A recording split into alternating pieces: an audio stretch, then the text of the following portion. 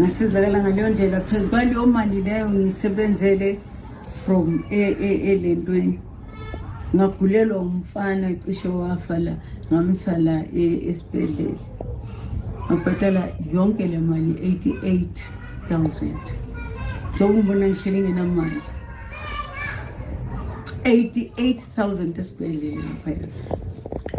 Kunendaba yokuthi khona manje ngithi masikhuluma nge-NHI kune-issue yokuthi umuntu ofana nawe akana medical aid. Uzoyithola kanjani medical aid when you don't even have money to say okay ngizofuna i-company engathi cheapanyana ngithathe i-medical aid? What are you going to pay it with every month? Uzoyibhatala ngani every month?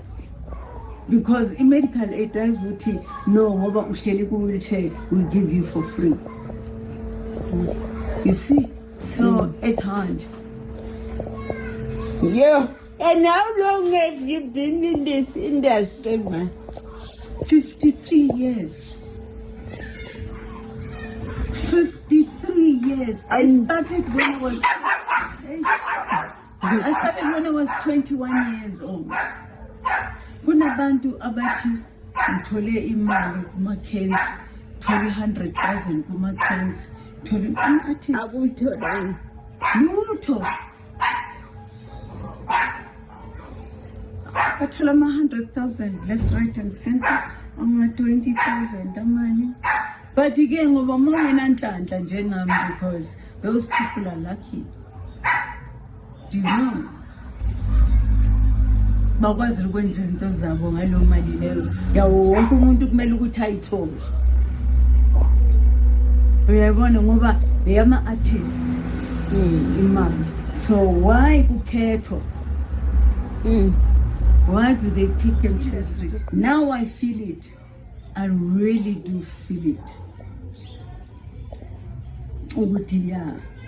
Now sengise elendweni ezingeni lokuthi ngicele ilento ngicele abantu ukuthi listen please angike nilahlelela amasenti ngapha yimi. But I'm not that kind of person. I can't. For people to feel pity for me, I don't like it because I can do things myself.